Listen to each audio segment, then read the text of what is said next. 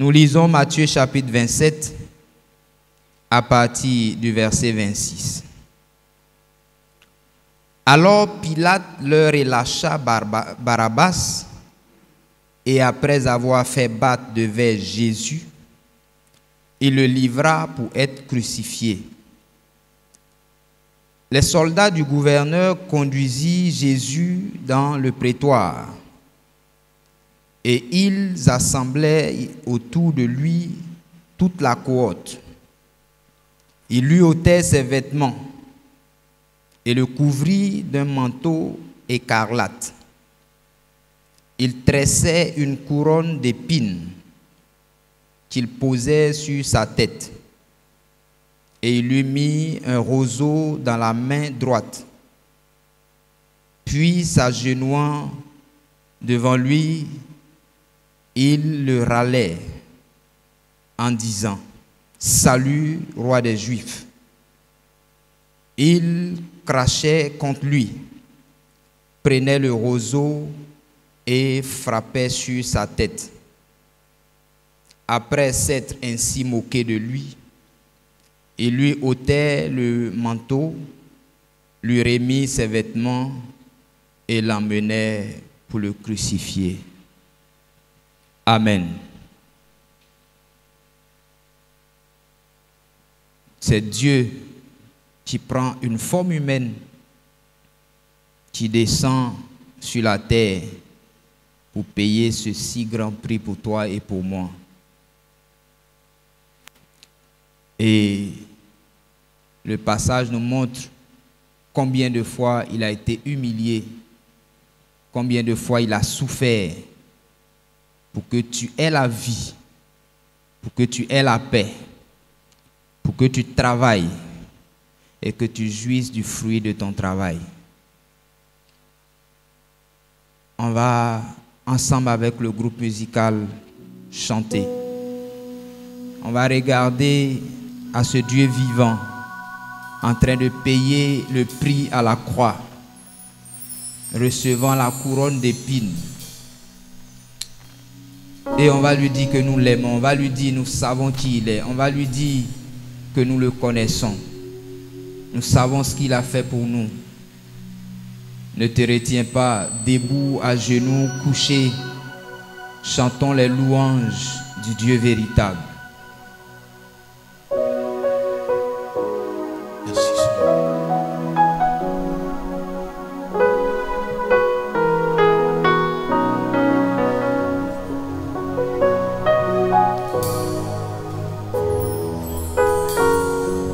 Reçois de moi le parfum qui t'est dû, la beauté de ton nom en mon âme est perdue.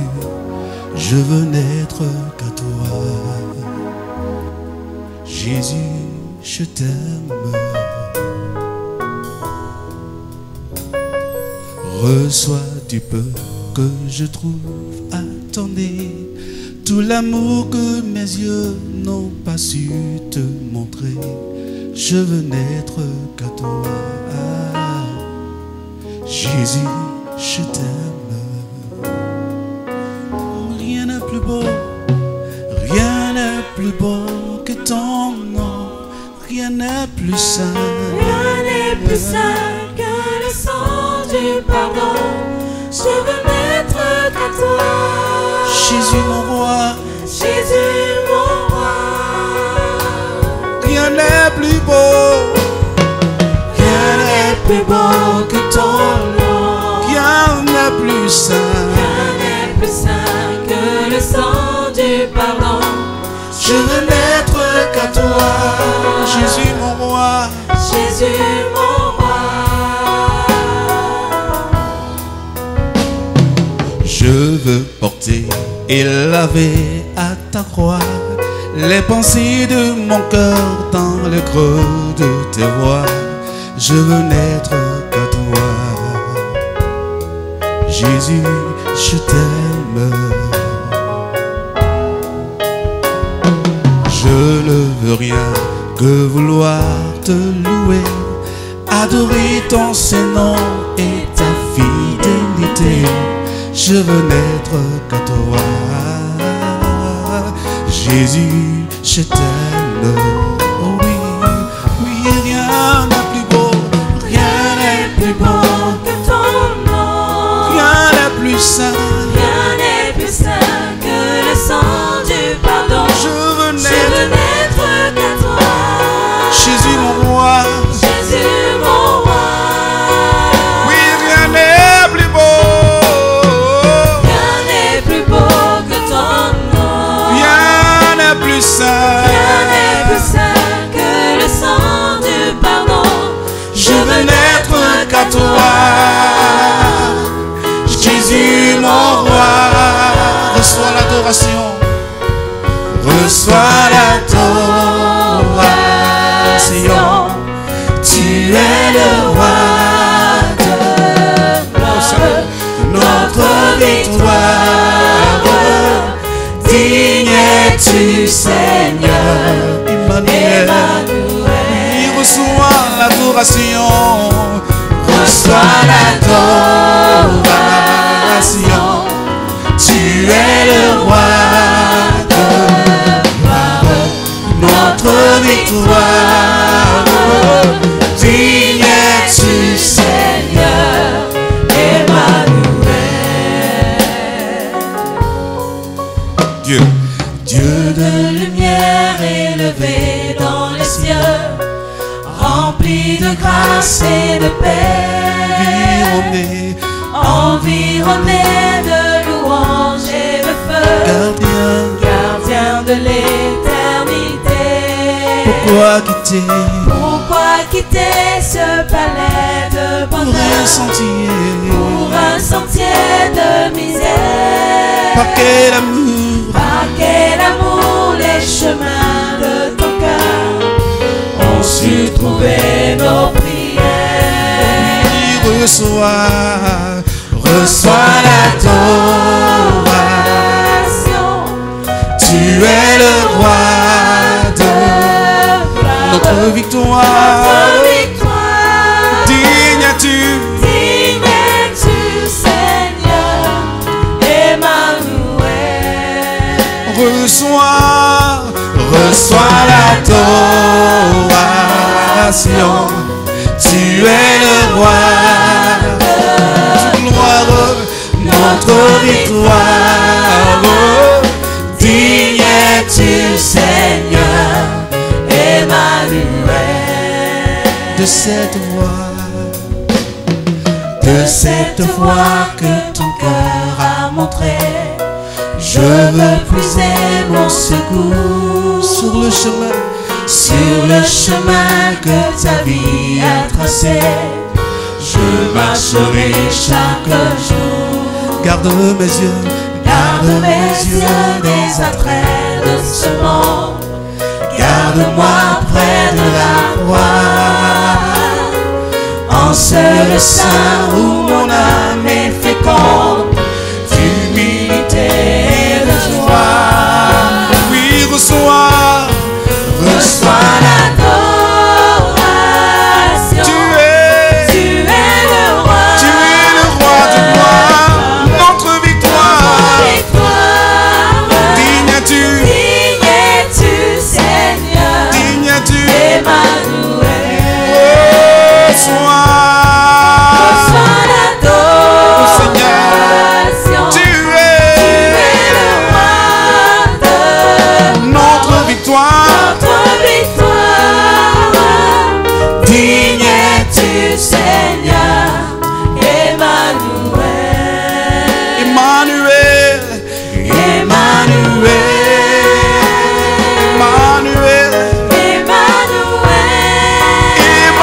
Emmanuel, Dieu avec nous, le roi parmi nous.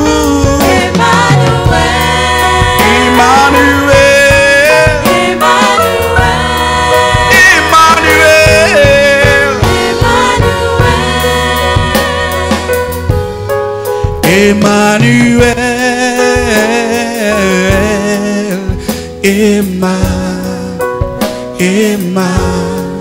Emmanuel,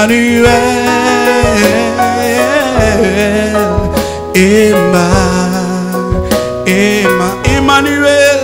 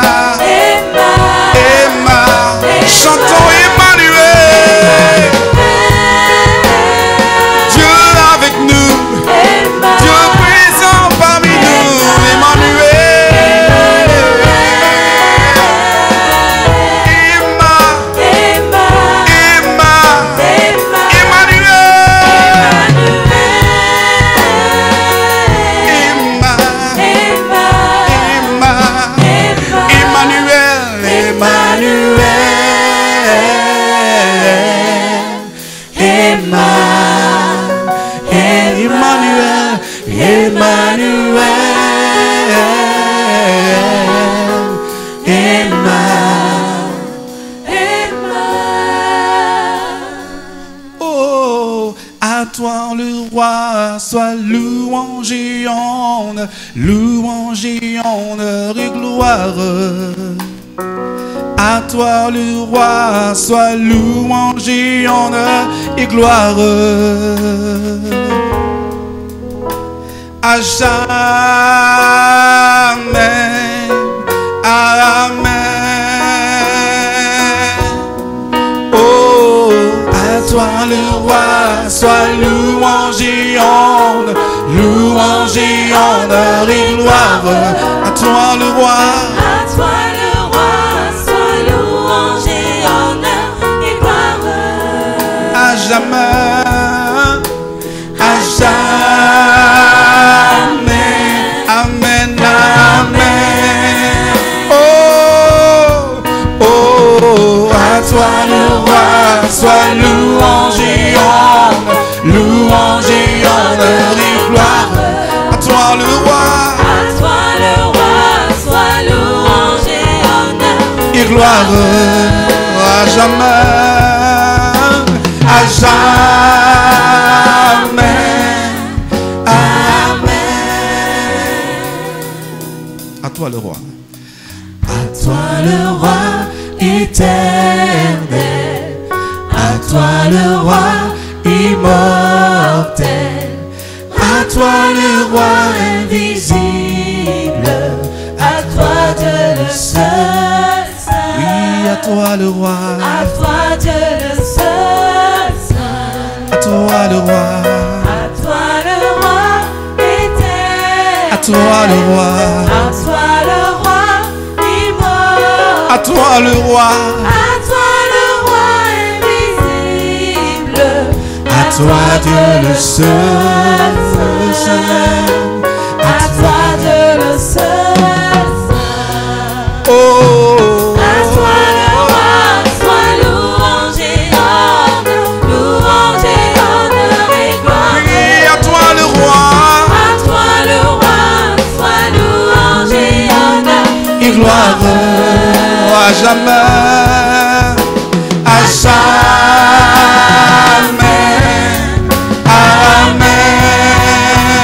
amen. Oh, à toi le roi, sois louange et honneur et gloire. oui, à toi le roi, À toi le roi, sois louange et honneur et gloire.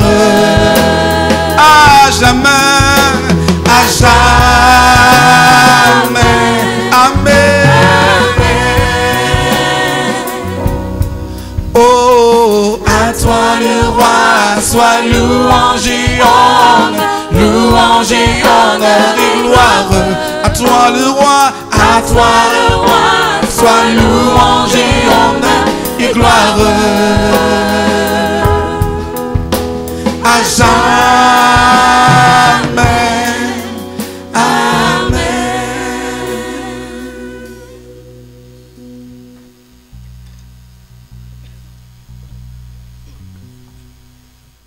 Gloire à toi, Dieu Tout-Puissant. Gloire à toi, Jésus-Christ, pour ton sang que tu as versé pour moi. pour ton sang que tu as versé pour mes frères et sœurs, pour ce sang qui parle en notre faveur, pour ce sang qui fait que nous aussi, on a libre accès à ton trône de grâce. Seigneur, ô Dieu, sans toi, que serais-je aujourd'hui? Béni sois-tu. Gloire à ton nom. Honneur à toi. Majesté à toi. Éternel Dieu de mon salut. Tu règnes. Tu règnes. Tu es le Dieu Tout-Puissant. Tu es le roi des rois. Merci pour ton amour pour moi. Merci Seigneur pour ton sang qui parle en notre faveur. Merci Seigneur pour ta puissance qui est descendue en moi pour me déconnecter pour toujours des ténèbres, de la mort prématurée, de la pauvreté. Ô Jésus-Christ notre roi. Alléluia. Alléluia. Béni sois-tu. Éternel, qui est comme toi? Qui peut se comparer à toi? Seigneur Dieu souverain, ce matin encore, nos cœurs s'humilient devant ta face. Nos cœurs s'humilient devant ta face. Parce que c'est toi qui nous as rachetés. Tu nous as ramenés à la maison.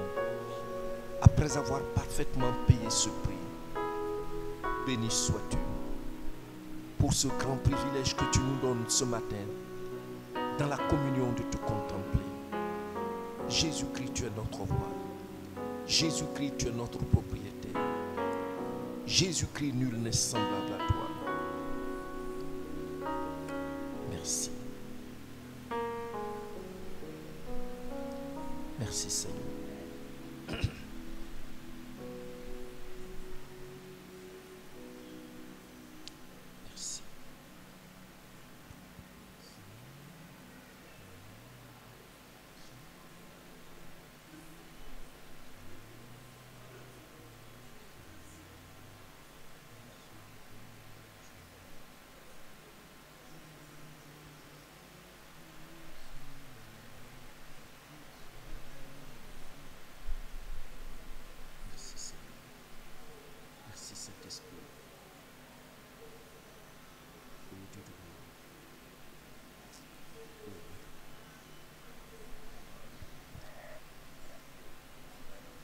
Je voudrais, bien aimé,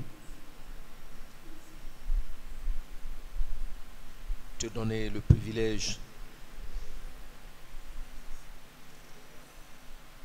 ne serait-ce que en une minute,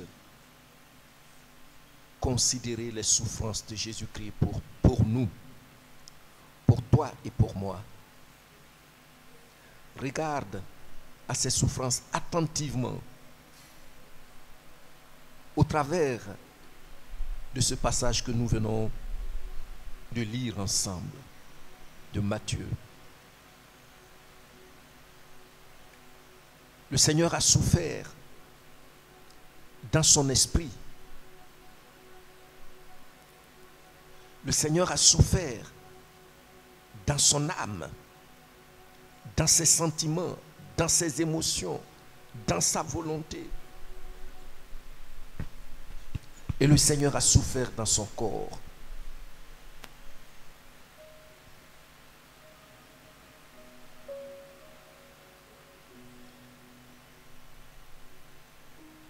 Pour toi et pour moi.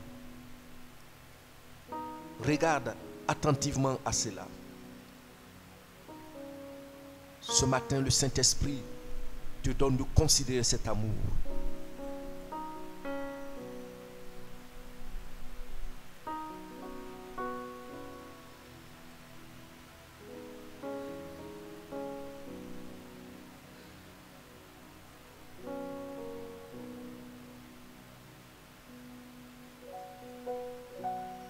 Laisse cet amour te saisir ce matin, le cœur aussi, les pensées. Le Seigneur nous aime. Il a payé parfaitement le prix.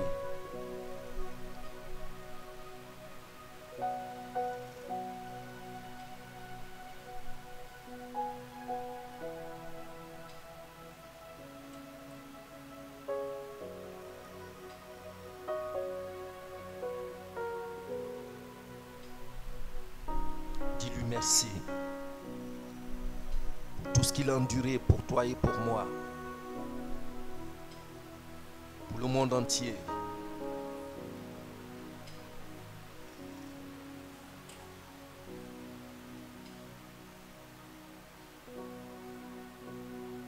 Ce royaume auquel nous appartenons,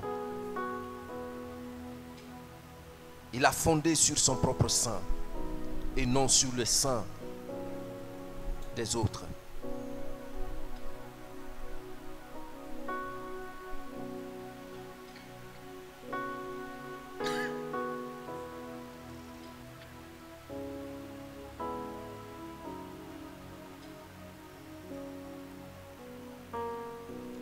Dis-lui que tu l'aimes.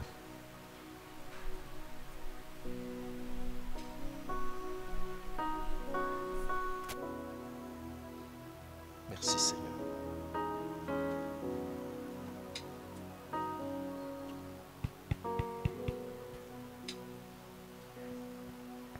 Gloire à toi.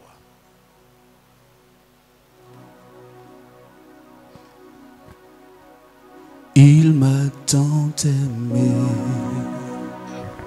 il m'a sauvé, il m'a tant aimé, il m'a sauvé, il m'a tant aimé, il m'a sauvé, il m'a tant aimé, il m'a tant aimé, il m'a tant aimé, il m'a sauvé, il m'a tant aimé, Il m'a sauvé. il m'a tant aimé, Il m'a tant aimé. il m'a tant aimé, Il m'a sauvé. il m'a tant aimé, Il m'a tant aimé. il m'a sauvé, Il m'a sauvé. on l'a cloué, on l'a cloué, cloué sur la croix. Pour cela, Tout cela pour me donner la vie. on l'a frappé, on l'a frappé, frappé, frappé sur la croix. Tout cela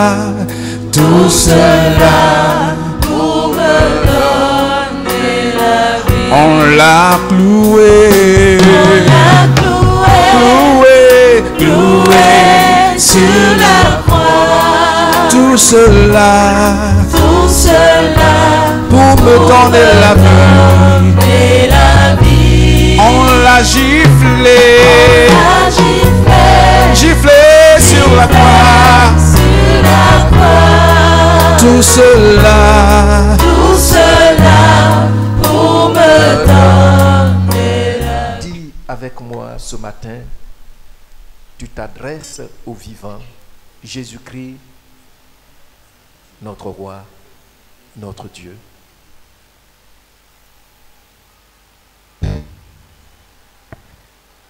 Père,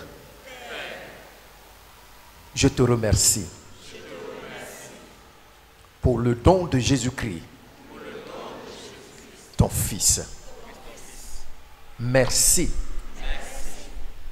pour son sang qui a coulé pour me donner libre accès à ton trône de grâce. J'accepte que je suis devant ton trône de grâce. Merci Père. Seigneur Jésus, pour tes bontés dans ma vie et pour ta grâce infinie, ouvertement, Je te remercie ce matin. Merci pour le travail que je fais. Merci pour mes besoins auxquels tu pourvois. Merci, Seigneur. Reçois mes remerciements. Au nom de Jésus-Christ. Amen.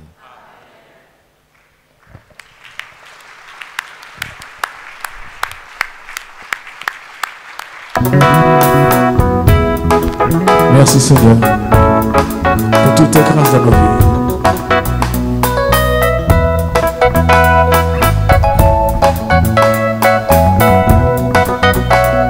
Merci, merci éternel.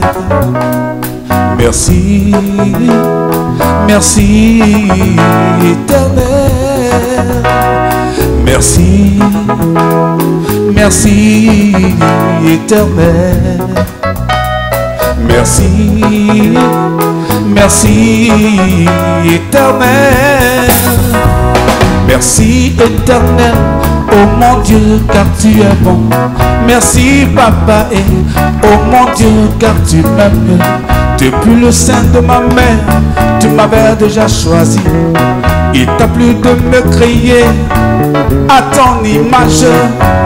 Oh papa et toi le Dieu tout-puissant, toi tu as créé le ciel et la terre. Toi qui as fait la lune pour marquer les temps. Toi devant qui le séjour des morts est nu. Toi devant qui l'abîme n'a point de voile. Et que mes paroles te soient agréables, papa. Merci. Merci. Merci. Merci éternel. Oh merci. Merci. Merci Jésus. Merci éternel. Merci. Merci. Merci Seigneur. Merci éternel. Pour tes bontés dans ma vie. Merci. Oh merci Seigneur. Merci éternel. Merci éternel. Oh mon Dieu, car tu es bon. Merci papa et Oh mon Dieu, car tu m'aimes. tu m'as bien de créer à ton image. Oh papa et toi le Dieu tout-puissant, toi qui as créé le ciel et la terre, toi qui as fait la lune pour marquer les temps, toi devant qui le séjour des morts est nu, toi devant qui l'abîme n'a point de voile, et que mes paroles te soient agréables, papa. Merci. Merci. Oh merci. Merci éternel. Merci Seigneur. Merci. Merci Jésus. Merci éternel. Merci Seigneur. Merci. Merci. Merci éternel. Oh oui, merci. Merci. Merci pour ta bonté. Merci éternel. Merci Seigneur.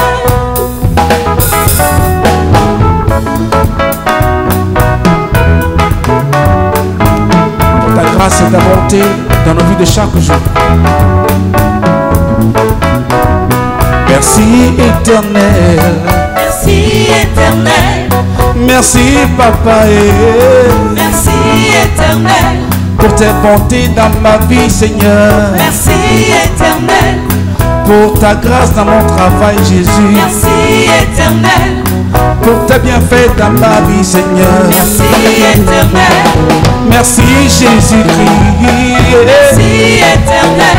Pour ton amour dans ma vie Seigneur. Merci éternel. Oh merci éternel. Merci éternel. Merci papa Merci éternel. et que mes paroles te soient agréables, papa. Merci Jésus-Christ. Merci éternel. Merci Dieu d'amour. Merci éternel. Merci Dieu de grâce. Merci éternel. Et que mes paroles te soient agréables, Papa.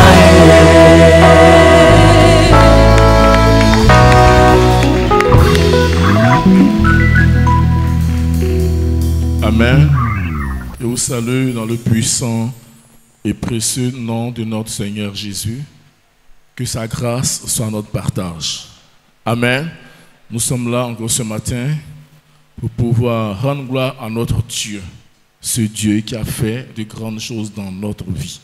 Et nous allons lire un passage selon deux. Le premier passage est tiré d'Exode 39, versets 42 à 43. Le deuxième passage, c'est Ecclésiaste 3, 10 à 15, mais à ce niveau, on va lire seulement deux versets, 13 et 14. Exode 39, 42 à 43. Exode 39, 42 à 43. Les enfants d'Israël firent tous ces ouvrages en se conformant à tous les ordres que l'Éternel avait donnés à Moïse. Verset 43, Moïse examina tout le travail et voici, il l'avait fait comme l'Éternel l'avait ordonné. Il avait fait ainsi et Moïse les bénit. Alléluia. Oui, ils avaient fait ainsi et Moïse les bénit. Avec Moïse adore Dieu pour le travail. On va lire Ecclésiaste 3, versets 10 à 15, mais nous allons lire seulement le 13 et le 14 compte tenu du temps. Mais que si un homme mange et boit et jouit du bien-être au milieu de tout son travail, c'est là un don de Dieu. J'ai reconnu que tout ce que Dieu fait durera toujours, qu'il n'y a rien à y ajouter, rien à y retrancher, et que Dieu agit ainsi afin qu'on le craigne. Alléluia. Voici un peu le passage que nous allons utiliser pour pouvoir parler de notre thème que Dieu nous a donné. On a commencé depuis vendredi, mais c'est soyons reconnaissants au Seigneur pour notre travail. Soyons reconnaissants au Seigneur pour notre travail. C'est-à-dire être reconnaissant au Seigneur pour le travail. Depuis, je peux dire 1884 ou 88 par là, des gens, le 1er mai, ont décidé de faire cela un temps de revendication. Un temps où on demande, un temps où on revendique, on se plaint. Mais nous, Dieu nous montre l'autre facette de ce jour-là. C'est-à-dire pour nous, enfants de Dieu, c'est un jour pour dire merci au Seigneur. C'est un jour pour être reconnaissant. Et la reconnaissance, c'est en fait un principe porteur d'esprit. La reconnaissance, c'est une manière de dire merci pour ce que j'ai, ou pour celui qui m'a fait du bien, ou celui qui a posé un acte dans ma vie. Parce que Dieu, en donnant ce travail-là, pose un acte dans ta vie. Et c'est ça, la reconnaissance. Et lorsque vendredi, ceux qui étaient là ont compris un peu la définition du travail, mais j'aimerais revenir sur cette définition. Il dit, le travail, c'est l'activité de l'homme appliquée à la production, à la création, à l'entretien de quelque chose. Il y a le travail manuel, le travail intellectuel. Il dit, activité professionnelle régulière et rémunérée, le travail. Mais j'ai aimé ce que Max Weber dit parce qu'il est un peu allé dans notre compréhension du travail. Il ne s'est pas limité seulement à cette définition qui s'appuie sur la rémunération ou sur notre intellect. Et Max Weber dit, le travail se présente manifestement comme une activité qui suppose l'usage d'une force et le recours à une intelligence technique. Et comme tel, il se laisse discipliner, rationaliser, diviser et partager afin d'en décupler la productivité et le rendement. On continue pour dire, à ce niveau, le travail peut être saisi à travers les catégories grecques de puissance, de force, de production, de technique, etc. Mais le travail n'est pas que cela. La partie qui m'intéresse plus, il dit, les expériences inhérentes au travail relèvent de la subjectivité de l'homme travaillant dans l'exercice ascétique d'un travail spiritualisé, ordonné à une profession. La subjectivité du travail est tout entière tendue vers Dieu, au service de Dieu, pour pour accroître sa gloire. Alléluia. Dieu veut nous faire comprendre que le travail a une mission précise pour faire accroître la gloire de Dieu dans notre vie. Alléluia. Et donc, lorsque on nous invite, lorsque la direction nous invite à dire, la vision nous conduit à dire merci à Dieu, c'est une réalité. Parce qu'il dit ici, le travail, c'est pour accroître, pour manifester la gloire de notre Dieu. Parce que Dieu lui-même travaille. So, on va voir certains points. Le premier point, c'est Dieu et le travail. Le deuxième point, nous allons voir Joseph, le cas de Joseph qui a travaillé. Il y a le cas de David. Et partant de ces trois points, nous allons venir à nous-mêmes pour le travail. Dieu a travaillé depuis la fondation du monde. Quand tu prends Genèse 1, tu vois Dieu au travail. Mais Dieu ne s'est pas arrêté là. Il n'a pas seulement travaillé. Mais quand tu lis Genèse 1, tu vois que Dieu travaille. Et lui-même, il apprécie. Il dit, il est bon. Il est bon. Mais au dernier niveau, il dit, il est très bon. Alléluia. Et ça nous amène à réfléchir sur la lecture, ou la vue, ou la vision sur notre travail. Comment regardes-tu ton travail? Est-ce que tu dis bon, bon, très bon? Parce que quelquefois, quand un Ivoirien te dit, il dit, oh, tu vas où? Il dit, Joe, je vais dans mon travail de Bella là. Mais tu penses qu'il est au marché. Pourtant, il est quelquefois responsable dans un bureau. Mais il voit ça d'une certaine manière. Mais Dieu nous interpelle sur notre façon de voir notre travail. Parce que c'est ce que tu vois que tu reçois. Parce que tout ce que tu reçois découle de ce que tu vois. Si tu vois ton travail comme travail de Bella, ça va être un fardeau jusqu'à ta retraite. Tu seras le Bella, même si tu es le DG. Comment vois-tu ton travail? Parce que notre Dieu travaille jusqu'en ce jour. Quand tu lis, quand tu lis même, Jérémie 1, verset 19, il dit, tu feras la guerre, mais tu feras un point. Pourquoi? Parce qu'il est avec toi pour te délivrer. Mais la délivrance, c'est un travail. Il dit, le Fils de Dieu est apparu afin de détruire les yeux du diable. Mais détruire, c'est un travail. Donc Dieu ne s'est pas arrêté à Genèse. Mais jusqu'en ce jour, il continue de travailler. Parce que c'est lui qui est la source du travail. Alléluia. Et Dieu a travaillé. Quand nous continuons le cas de Joseph, Joseph nous enseigne sur la façon de voir notre travail. La façon d'exécuter notre travail. Tu prends Genèse 39. Quand tu prends le verset 1 au verset 6, Joseph est allé en Égypte en tant qu'esclave. Il entre en Égypte en tant qu'esclave. Mais Joseph travaille dans la maison de Potiphar avec joie, bien qu'il soit esclave. Et Potiphar voit en Joseph une personne qui est source de bénédiction. Parce que Joseph regarde son travail et il le fait avec joie. C'est parce qu'il le fait avec joie que Dieu est avec lui. Et parce que Dieu est avec lui, Dieu bénit son travail. Et Dieu bénit le travail de Joseph. Et Joseph a le résultat de la façon de voir son travail. Joseph n'a pas passé son temps à se morfondre sur son état d'esclave. Non. Il n'a pas commencé à méditer ce qu'il vivait chez son père et voir son travail comme le travail d'un esclave, comme le travail de Bella. Mais il apprécie son travail et il le fait avec joie. Et dans cette joie, dans cette adoration, dans cette appréciation, Dieu travaille avec lui. Et Joseph ne s'est pas arrêté chez Potiphar, même en prison. Bien qu'il soit prisonnier, il continue de travailler avec joie. De telle sorte que même le maître de la prison, quand tu prends Genèse 39, verset 20 à 23, tu vois que même en prison, le maître de la prison, il a tous les sentiments de Joseph. Pourquoi? Parce que Joseph voit là un moyen de servir Dieu, bien qu'il était en prison. Et il le fait avec joie. Et parce qu'il le fait avec joie, Dieu utilise ce chemin-là pour accomplir son plan dans la vie de Joseph. Alléluia. Dieu utilise ce projet-là, ce chemin-là, cette situation-là pour le bénir. Mais s'il regardait son travail avec mépris, il n'allait pas prier. Et c'est parce qu'il regardait son travail avec joie. Il avait le temps d'adorer Dieu, de dire merci à Dieu. C'est ensuite l'Esprit de Dieu se manifeste au travail de Joseph. Et c'est ce talent que Dieu a mis en lui qui devient un instrument que Dieu utilise pour placer Joseph dans sa destinée prophétique. Comment vois-tu ton travail? Parce que tu vois ton travail comme Bella, quand tu arrives au travail, tu es déjà tendu. Mais bonjour t'énerve. Bonjour t'énerve. Parce que tu es déjà tendu, tu n'as pas le temps de prier sur ton lieu de travail. Parce que souvent, quand il est jour pour aller au travail, tu es stressé. Parce que tu vois autrement ton travail.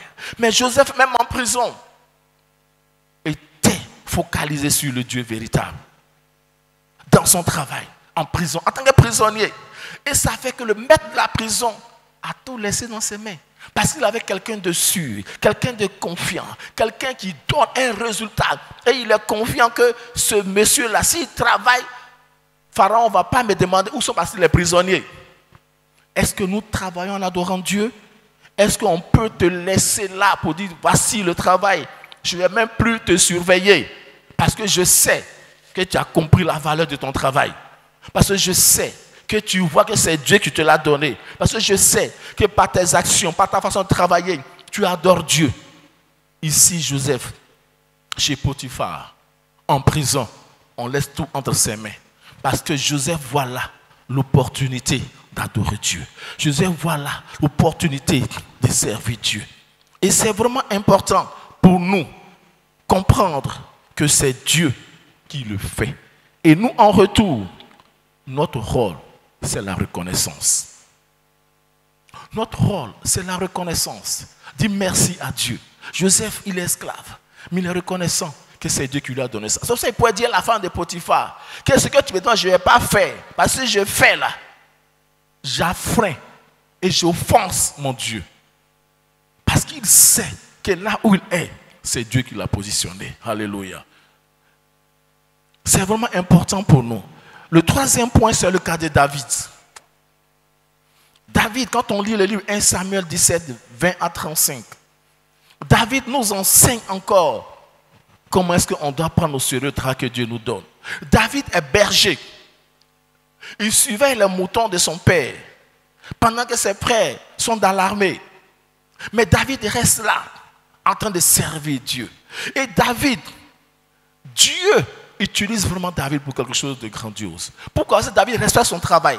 David dit au roi que lui, lorsque on l'envoie, il ne laisse pas les brebis là, seuls. Il les laisse un gardien. Pourquoi? Parce qu'il sait que ce travail, c'est un don de Dieu. Parce qu'il respecte son travail. Parce qu'il sait que tout ce que Dieu lui donne a de la valeur. Et David reste dans ce chemin-là. David continue pour servir Dieu. Mais David respecte son travail de berger. Mais ce qui est intéressant dans la vie de David, Dieu utilise cette situation de David pour l'équiper, pour entrer dans sa destinée prophétique. Alléluia. Parce que qu'est-ce que David utilise comme argument pour convaincre Saül qu'il peut tuer Goliath? Ce sont ses prérequis, ses acquis en tant que berger. C'est-à-dire que Dieu te donne un travail. Ça peut être des acquis que tu vas obtenir là pour entrer dans le plan de Dieu dans ta vie. Dieu utilise David. David n'a pas dit que non, je sais tuer l'âme. Il a dit à Saül que moi, ce que je sais faire là, voici cela. Mais il le fait où et quand? Il le fait quand il était berger, contre les animaux, pour protéger les brebis. Et c'est cela qu'il utilise. Et que Dieu ici permet à David d'utiliser cette connaissance en tant que berger pour détruire Goliath. Alléluia. Il n'est pas allé dans une école militaire, mais Dieu le met en tant que berger. Et que le travail que Dieu te donne, Dieu peut te placer là pour que tu puisses avoir une formation appropriée, une connaissance appropriée, un équipement approprié pour terrasser Goliath et aller encore en avant. Alléluia. Mais si tu regardes ton travail avec mépris, si tu regardes ton travail avec désintérêt, c'est prérequis. Cette formation que Dieu veut te donner pour entrer dans ta destinée prophétique, c'est toi qui l'étouffes. Parce que tu n'es pas reconnaissant. Et tu vois ton travail comme travail de Bella. Tu vois ton travail avec mépris. Donc, tout ce que Dieu veut te donner comme équipement, tu craches dessus. Tu ne peux pas l'utiliser. Le jour que Goliath vient, tu n'as pas d'équipement nécessaire pour le terrasser. Pour que l'on voit de quoi tu es capable. Parce que c'est lorsque David a vaincu Goliath qu'ils ont commencé à chanter. Saül a tué 1000, David a tiré 10 000. Pourquoi? Parce que David a utilisé le travail que Dieu lui a donné pour recevoir une formation, pour recevoir une connaissance, pour recevoir un équipement. Et c'est cet équipement-là. Parce qu'il le faisait avec joie. Il l'utilise pour avancer et aller dans sa destinée prophétique. Et ce qui fait que David n'a pas craché sur ce travail. Là où tu es, peut-être tu es, d'après toi tu es servante, tu es vigile, gardien, que sais-je encore. Mais Dieu est en train de t'équiper. Dieu est en train de te préparer. Et quand tu es reconnaissant à Dieu, tu considères cet équipement. Tu prends au sérieux ce que Dieu met entre tes mains. Tu apprécies ce que Dieu met entre tes mains. Tu lui dis merci. Et tu retiens cela. Le jour que le Goliath vient et tu utilises ces prérequis, cet équipement que Dieu t'a donné, et tu terrasses Goliath, ça permet à l'autre qui est à côté pour dire cette personne a de la valeur. Donc elle peut aller à ce niveau-là. Et c'est ça, être reconnaissant au Seigneur pour nous amener dans notre bénédiction. Comment vois-tu ton travail? David a apprécié son travail. David n'a pas méprisé son travail. Étant berger, il a été celui-là même qui a compris qu'il faut travailler. Il a surveillé les animaux, mais il a reconnu que c'est Dieu qui le fait. Et c'est pour ça qu'il pouvait dire à Goliath, je viens contre toi au nom de l'Éternel des armées que tu as injurié. Parce qu'il sait que tout le temps qu'il a passé avec les brebis, c'est Dieu qui l'a équipé. C'est Dieu qui lui a donné ce travail. C'est Dieu qui a permis qu'il soit là. Donc il sait qu'il ne peut rien faire sans Dieu. Il sait que tout ce qu'il a vient de Dieu. Et nous, chrétiens, le dernier point que nous allons voir, au regard du travail que Dieu continue de faire, il a fait continuer de faire, au regard du travail de Joseph, au regard du travail de David, nous, qu'est-ce que nous faisons? Comme on a lu un peu plus haut, et je vais lire Colossiens 3, le verset 23. Il dit, tout ce que tu fais, Colossiens 3, verset 23, je lis, tout ce que vous faites, faites-le de bon cœur, comme pour le Seigneur, et non pour des hommes. Il dit, tout ce que vous faites, tout travail que tu fais, tout travail qui te donne quelque chose. Et il faut comprendre que quand on parle de travail, ce n'est pas de rester dans un lieu climatisé. Quand le pasteur nous parle tout à l'heure, non. Ne définissons pas le travail de cette façon. Ne limitons pas le travail de cette façon. Parce que dès l'instant que tu n'es pas dans un lieu climatisé, tu penses que tu ne travailles pas. Tu travailles. Et on a vu cela très bien ce vendredi. Il dit, tout ce que tu fais, tout ce que vous faites, faites-le de bon cœur, comme pour le Seigneur et non pour des hommes. Oui, tout travail est un instrument, est un moyen, est un chemin, est une voie pour adorer Dieu. Parce qu'on le fait pour le Seigneur. Ne méprise pas ton travail. N'appelle pas ton travail travail de Bella. Ne maudis pas ton travail. Parce que ce que tu maudis ne peut pas te profiter. Adore le Seigneur. Dis merci au Seigneur. Parce que je te sers, je t'adore au travers de mon travail. Et je te dis merci pour ce travail. Et comme l'a dit Ecclésias 3 qu'on a lu, il dit, mais que si un homme mange et boit et jouit du bien-être au milieu de tout son travail, c'est là un don de Dieu. Ton travail est un don de Dieu. Alléluia. Ce que tu fais, tu es en entreprise. Oui, c'est vrai, il y a l'organigramme de l'entreprise. Quelle que soit ta position dans l'organigramme de la société ou de l'entreprise, c'est un don de Dieu. Et c'est ce qui te donne à manger. Dis merci au Seigneur pour cela. Sois reconnaissant envers le Seigneur. Apprends à dire merci au Seigneur. Ne regarde pas ton salaire. Ne compare pas ton salaire à l'autre. Dieu est juste. Dieu est bon. Il nous connaît. Il nous bénit selon sa volonté. Donc ne maudis pas ton salaire. Ne compare pas ton salaire aux autres. Ne dis pas mon maigre salaire. Mais dis simplement que Dieu m'a béni. Et bénis le Seigneur pour ton salaire. Et comme le pasteur nous enseignait, jette ton salaire de manière rationnelle. Et tu verras que c'est un don de Dieu. Alléluia. Oui, évitons ces comparaisons. C'est vraiment discours-toi de pouvoir te comparer à l'autre. Dieu nous traite différemment. Joseph était chez Potiphar, mais en aucun cas, il a comparé sa situation financière à celle de Potiphar. Il a travaillé. Oui, David était berger, mais en aucun cas, il s'est réjoui même. Quand il est parti combattre Goliath, il n'a pas pris ses frères pour comparaison, on n'a pas dit ça, non. Il s'est focalisé sur ce que Dieu lui a donné. Il a utilisé les armes que Dieu lui a données. Et la gloire de Dieu s'est manifestée dans la vie de David. Et nous, enfants de Dieu, nous devons comprendre cela. Oui, nous devons comprendre que Dieu est avec nous dans ton travail, dans ta rémunération. Qu'est-ce que tu fais? Dis merci au Seigneur. Chaque jour que Dieu te donne pour le travail, dis merci au Seigneur. Chaque jour que Dieu te permet d'aller au travail, dis merci au Seigneur. Parce que Joseph a compris cela. Et c'est ce qui était la clé de la bénédiction de Joseph. Il a compris que son travail était un don de Dieu. Et toutes les fois, partout où il va, que ce soit chez Potiphar, en prison, il est resté fidèle à Dieu. Et c'est ça qui amène Joseph à entrer dans sa bénédiction. Alléluia.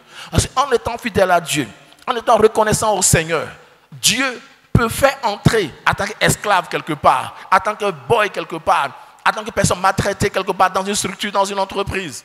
Joseph, s'il devait entrer en Égypte avec les honneurs, Pharaon allait le tuer. Parce qu'il était le plus fort. Il était l'homme le plus fort en ce temps. Mais Dieu, dans sa sagesse, donne à Joseph un chemin qui va amener Joseph à pouvoir vivre le rêve que Dieu lui a donné. Quelquefois, Dieu utilise ces moyens-là pour nous amener à entrer dans notre bénédiction. Mais nous refusons. Je t'en prie, sois reconnaissant au Seigneur en étant ce que Dieu veut que tu sois pendant ce temps-là. Parce qu'il y a un temps pour chaque chose. Il y a un temps pour chaque chose. Et je sais que tout ce que Dieu fait, il le fait en son temps. Le temps que Joseph était esclave était là. Le temps que Joseph devienne prisonnier pour être en contact avec une personne qui peut le mettre en connexion avec Pharaon était arrivé. Et le temps que Dieu lui a dit que ses frères vont s'agenouiller devant lui est arrivé. Pourquoi? Parce que Joseph, à chaque étape, s'est dit merci à Dieu. À chaque étape, il dit merci à Dieu. Donc Dieu continue son process de bénédiction. Dieu continue son projet de paix. Dieu continue son projet de manifester la puissance dans la vie de Joseph. Jusqu'à ce que Joseph arrive là où il devait être. Et c'est pour ça que Joseph pouvait dire, quand il prend Genèse 50, verset 20, il dit, vous avez médité mon malheur. Mais Dieu s'est servi de cela pour bénir tout un peuple. Il n'a pas passé son temps à se morfondre, à se plaindre, à se lamenter. Oui, tout ce que nous faisons, c'est Dieu qui le fait. Et je veux vraiment nous inviter à prendre conscience. Peut-être Dieu utilise le chemin de David en te mettant comme berger pour t'équiper, pour pouvoir vaincre Goliath et consacrer dans l'entreprise. Tu es cette personne qui a tué Goliath. Donc tu peux avancer. Ou Dieu t'utilise comme chez Potiphar, il a utilisé Joseph, esclave, prisonnier, pour que tu entres en Égypte de manière discrète. Et progressivement, il t'amène là où tu dois être. Mais sois reconnaissant, sois humble, sois sage. Parce que c'est ce que Dieu a dit comme schéma pour toi. Dieu t'a fait une révélation d'élévation. Mais est-ce qu'il t'a montré le cheminement pour arriver à ce point? Et c'est pour cela, dans toutes les positions que Dieu te donne dans ton travail, tout ce que Dieu donne dans ton travail, sois reconnaissant. Et dis-lui merci. C'est en cela tu verras la gloire de Dieu. Que Dieu nous bénisse.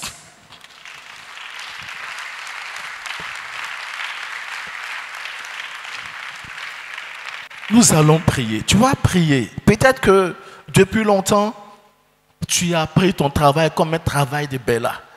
Toi-même, tu as prononcé des paroles. Et aujourd'hui, Dieu est en train de nous enseigner, nous tous.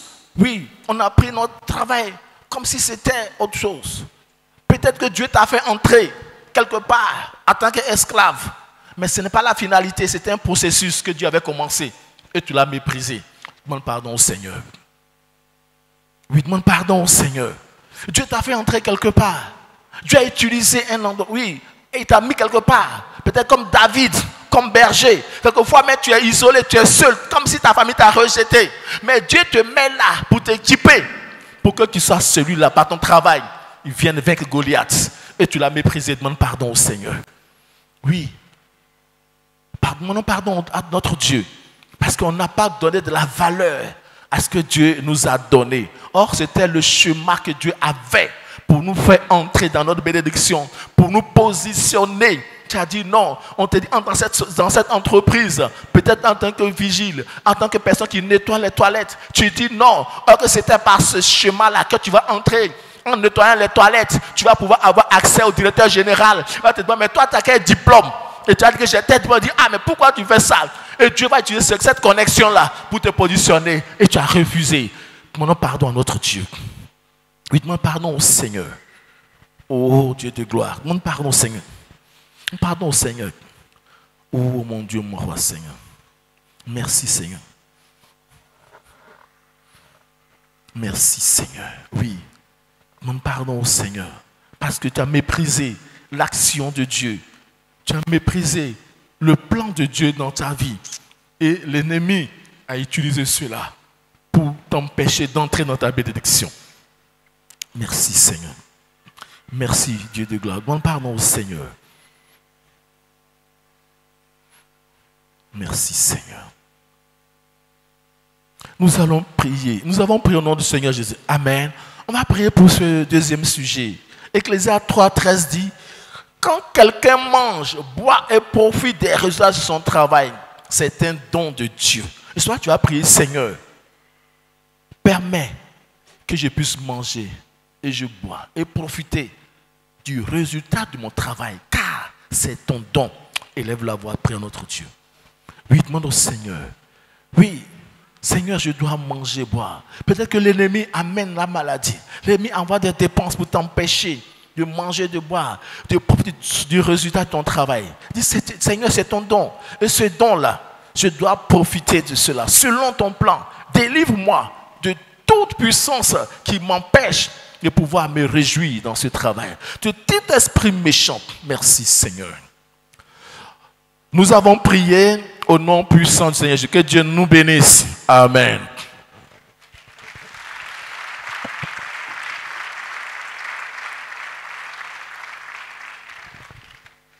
Merci au pasteur pour ce message.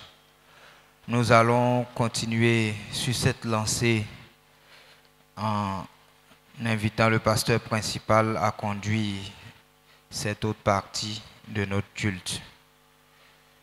Toujours dans cette même mouvance. Élève la voix, dis-lui merci.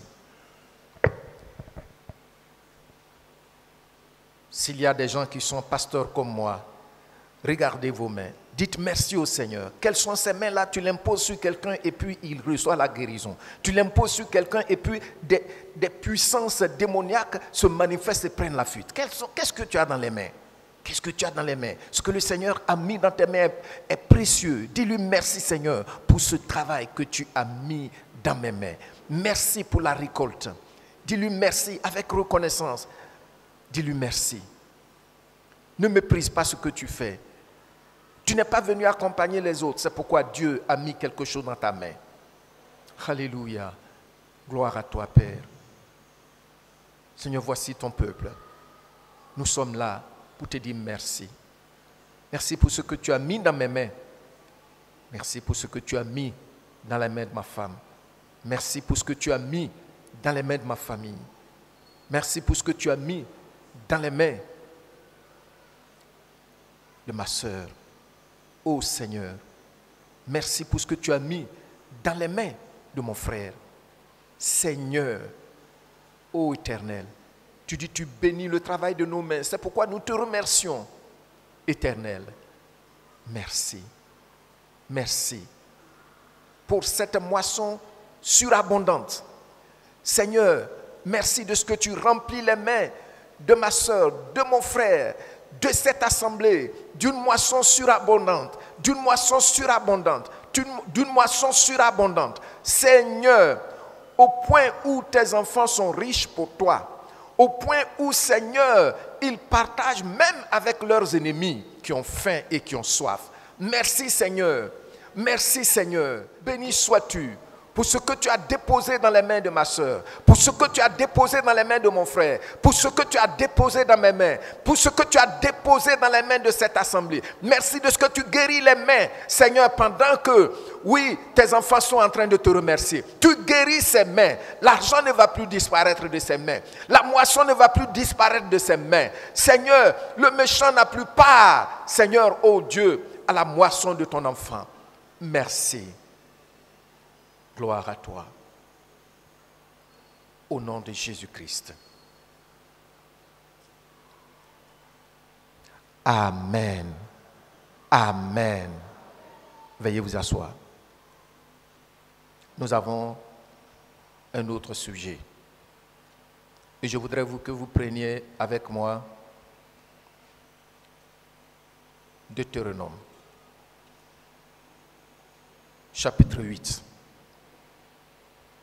Deutéronome chapitre 8, nous lisons du verset 10 au verset 18, mais on va lire par séquence, on ne va pas lire tout le passage. On va lire du verset 10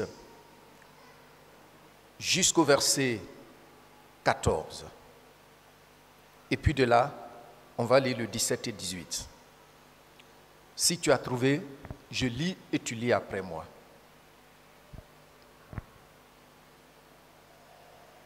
Lorsque tu mangeras et te rassasieras, qu'est-ce que tu dois faire? Tu as vu, non? C'est ce qu'on a vu avec Pasteur Domoro dans Ecclésiaste, que j'avais aussi relevé. Lorsque tu mangeras et tu te rassasieras, qu'est-ce que tu dois faire? Tu dois bénir l'Éternel. Amen. Tu béniras l'Éternel ton Dieu, et tu continues avec moi. Tu béniras l'Éternel ton Dieu pour le bon pays qu'il t'a donné. Est-ce que ce pays est bon? Est-ce que la Côte d'Ivoire est un bon pays? Je voudrais que tu puisses répondre honnêtement à la question. Pour moi, la Côte d'Ivoire est un très, très bon pays. Amen. Amen. Tu as vu? C'est un très très bon pays, sur tous les plans. Faut pas, si tu méprises cela, tout ce que tu vas avoir ici ne sera pas en bénédiction pour toi. Tu as compris, non? Et nous continuons.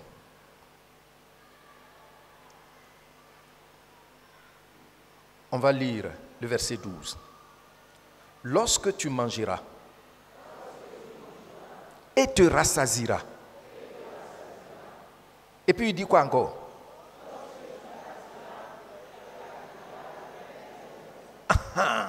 Attendez. Il dit tu vas faire quoi? Est-ce qu'il a dit si? Est-ce qu'il a dit si? Bon, maintenant, nous sommes francophones, mais on peut se débrouiller un peu en français. Il dit, lorsque tu mangeras, tu te rassasieras, lorsque tu bâtiras, quoi? De belles. Est-ce que ça te convient? Acclamons le Seigneur.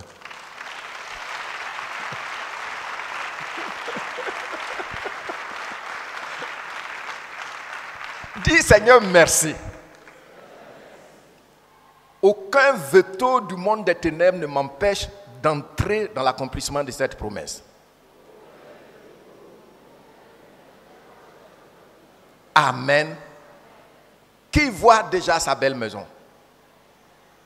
Gloire au Seigneur. Si tu ne vois pas, tu vas demain commencer à critiquer les autres. Oui, comme nous, on n'habite pas belle maison là, comme eux, ils habitent grande maison. Mais notre Père là, on a le même Père, il nous a fait la même.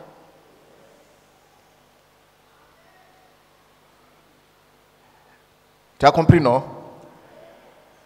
J'ai envie de parler de notre ethnie. Comment on dit dans notre ethnie bâti, ou bien comment on dit ça? Ati. J'ai compris bien. Est-ce que tu as compris bien? Ati, pa. Ati, pa. Ati. Tu vois? Le plus important pour Dieu, c'est que ta main touche quelque chose et tu le fais de bon cœur, avec toute ton intelligence.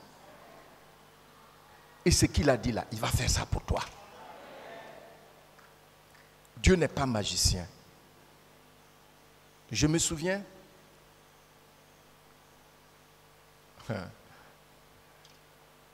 pendant pratiquement 20 ans de ministère, on passait de maison en maison.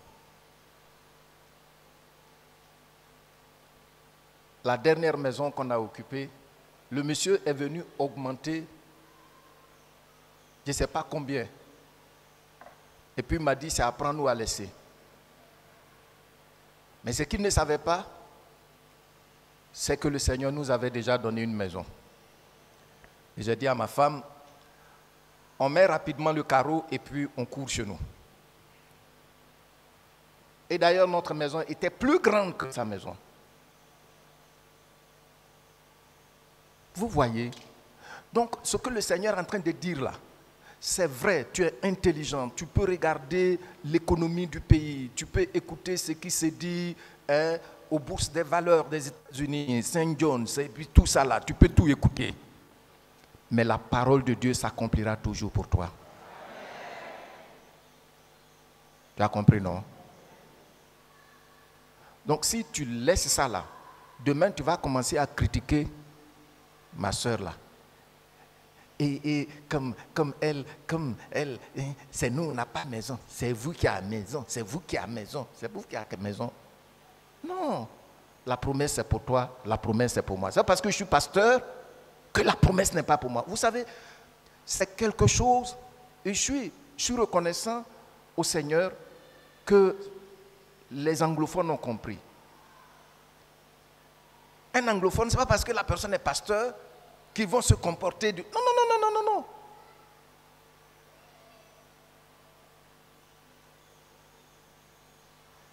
Et notre église commence à comprendre ça aussi. Amen.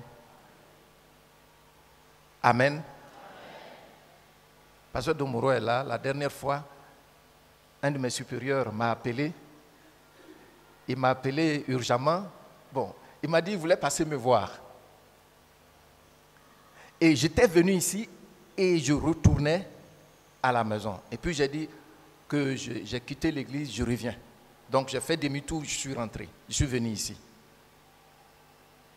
Il est venu me présenter un moyen de déplacement que son église lui a donné.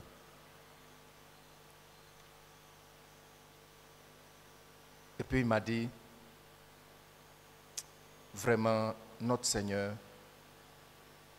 il est Dieu. Il est Dieu.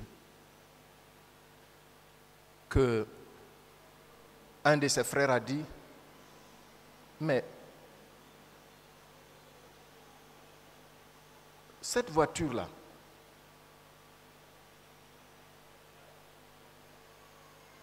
si tu es dedans, on ne saura pas que tu es pasteur.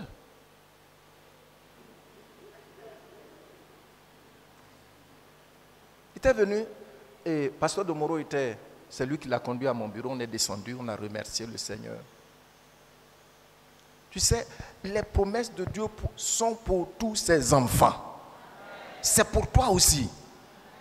Pardon. J'insiste sur les choses pour que chacun de nous puisse se les approprier. Amen. Donc le Seigneur dit, tu vas bâtir quoi? Les jeunes gens. Levez les mains, je vais voir. Les jeunes gens, vous allez bâtir de belles maisons.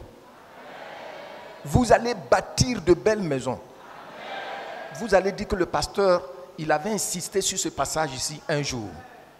Et c'est arrivé. Amen. Le jour où on a déménagé la nuit, on a aménagé chez nous, c'est à partir de minuit que j'ai commencé à appeler mes diacres. Je pleurais. De voir qu'enfin, le Seigneur a accompli ce qu'il a dit. Tu dors chez toi-même à Abidjan. Mais il avait promis. On revient. Tout ce que tu fais, fais-le de bon. Investis-toi avec l'intelligence que Dieu t'a donnée. Et tu ne regretteras point. Le Seigneur te donne un bon salaire. Le Seigneur te donne un bon salaire. Il dit, tu vas construire de belles maisons. Et puis tu vas faire quoi? Quelqu'un d'autre va venir les habiter à ta place. Qu'est-ce qu'il dit dans le passage? Et tu les... Maintenant, allons-y au verset 17, du verset 17 au verset 18. Il dit, quand tout ça là, ça va s'accomplir, qu'est-ce qu'il te demande de faire? Garde-toi, tu lis après moi, garde-toi de dire en ton cœur, ma force et ma puissance et la puissance de ma main m'ont acquis ces richesses.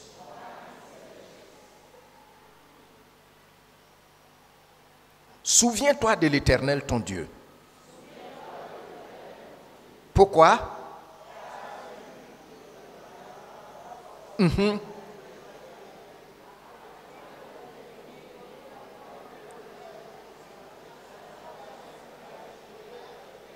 Amen. Tu as vu, non? C'est-à-dire, notre Dieu, c'est pas hypothèse mathématique ici. Non. Il dit, bon, il bénit le travail de tes mains, il te donne de manger et puis de te rassasier. Je me tiens dans ma position de serviteur de Dieu sur la base de la parole indissoluble de notre Seigneur, que tu travailleras, tu travailles, tu vas manger, tu vas être rassasié au nom de Jésus-Christ. Toute maladie ou toute situation fâcheuse que l'ennemi a planifiée dans le règne des ténèbres pour voler ce qui est dans ta main, je mets fin à cela au nom de Jésus-Christ. À partir de maintenant, le sang de Jésus-Christ couvre ta main et tout ce que ta main renferme au nom de Jésus-Christ. Amen. Tu as entendu, non?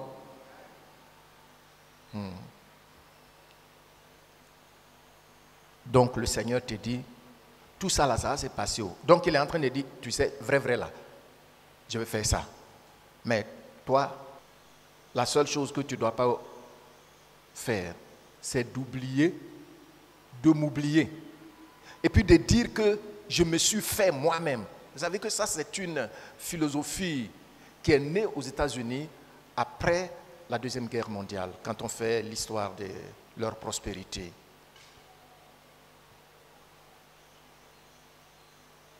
Et j'ai un auteur que j'ai lu, qui est dans ma bibliothèque là, qui a dit que 50 ans plus tard, les Américains se sont aperçus que c'était faux. Et self-made man. Je me suis fait moi-même. Qui peut se faire lui-même? Qui peut se faire lui-même?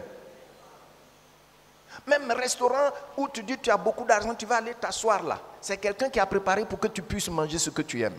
Tu peux pas te faire toi-même. Habit que tu as porté et puis tu montres ton argent aux gens là. C'est quelqu'un qui a pris aiguille, qui a cousu ça pour te couvrir. Est-ce que vous avez vu quelqu'un qui a porté vous avez une fois vu quelqu'un qui a porté des billets sur tout son corps, et puis il se promène partout, des billets de 10 000. Tu as besoin d'un couturier qui peut-être n'a même pas fait de haute étude comme toi pour te couvrir. C'est les services des autres que Dieu utilise pour nous gérer. Vous avez compris, non?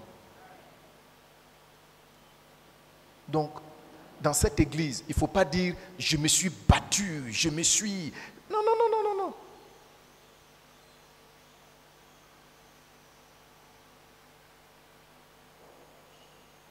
Amen. Le Seigneur est la source de tes ressources. Il respecte ta bonne manière de t'investir dans ton travail. Et il bénit le travail de tes mains. S'il vous plaît. Moi, je n'ai jamais vu beaucoup d'argent.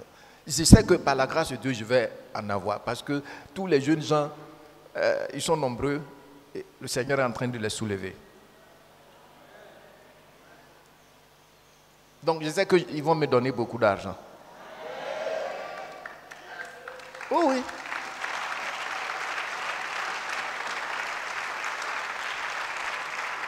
Non, non, je sais ce que je dis. Peut-être qu'il y a des gens dans cette assemblée, ils n'ont jamais pensé que vraiment Dieu a utilisé ses serviteurs pour participer à ce que je suis. Mais il y en a qui le font. Et ils le font, toi-même tu sais que c'est un sacrifice.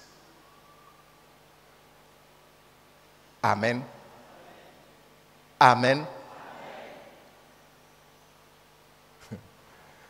Donc, il est en train de le faire.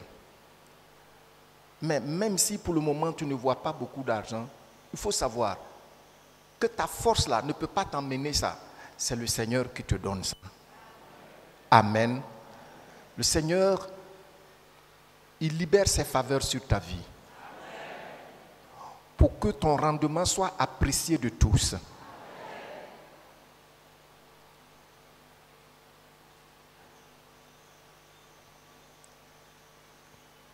Ne parle pas comme le monde qui dit c'est ma force.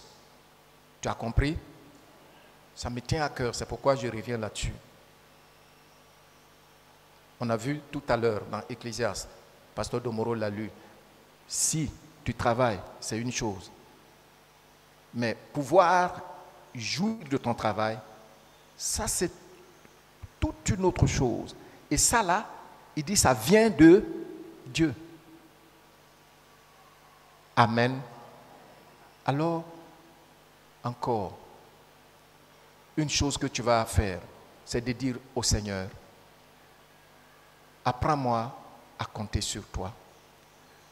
Je veux apprendre à dépendre totalement de toi. Merci de ce que tu me remplis de ton esprit pour me donner la profonde conviction que je n'aurai rien par mes propres forces. Mais j'aurai tout de toi. Donne-moi le courage et l'intelligence pour que tout ce que je fais, je puisse bien le faire. Prions.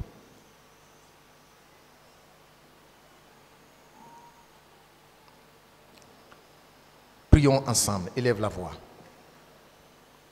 Seigneur, merci. Parce que tu es Dieu. Seigneur, tu as parlé. Tu n'as pas posé d'hypothèse.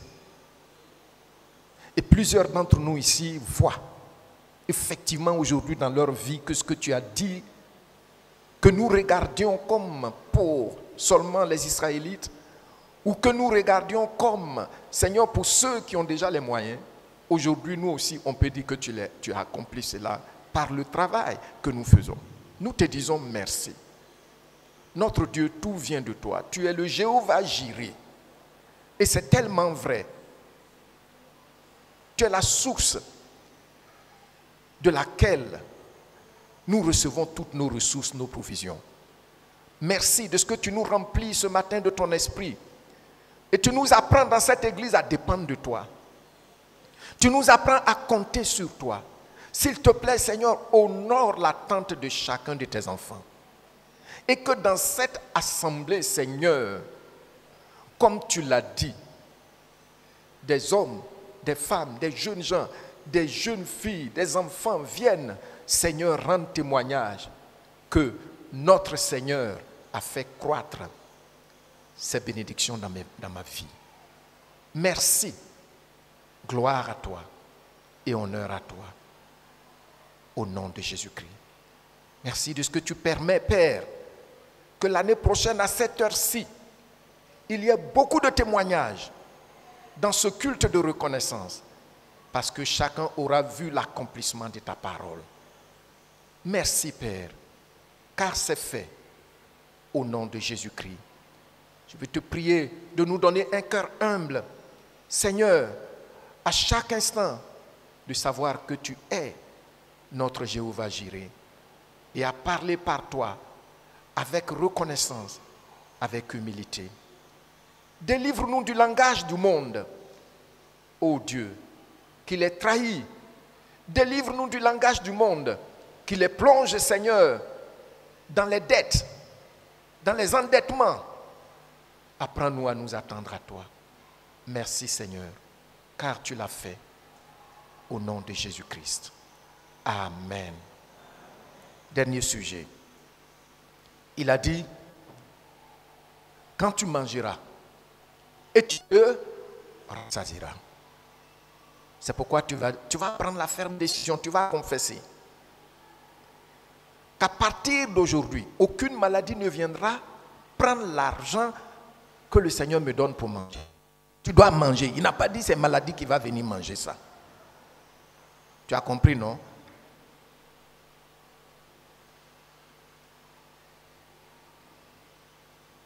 Prends autorité sur cette situation. Vois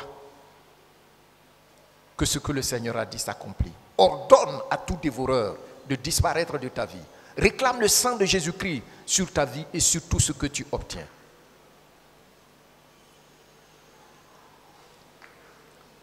Réclame le sang de Jésus-Christ. À partir de maintenant, je ne vais plus travailler pour la maladie.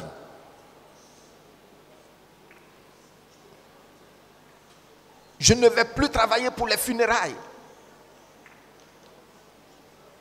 Dans tout le village, quand quelqu'un meurt au bout du village là-bas, on vient à toi.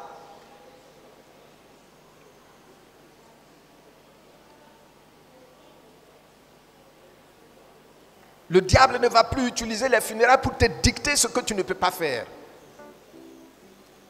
Le Seigneur te guérit. Son sang te couvre. Son sang couvre cette assemblée. Nous travaillons. Nous mangeons. Et il dit, nous nous rassasions. C'est ce qui s'accomplit dans ta vie, dans ma vie, dans notre assemblée. Point d'endettement dans ta vie. Merci Seigneur. Merci. Gloire à toi. Point de chômeur dans cette assemblée. Merci. Alléluia. Et nous sommes exaucés au nom du Seigneur Jésus-Christ. Amen. Amen.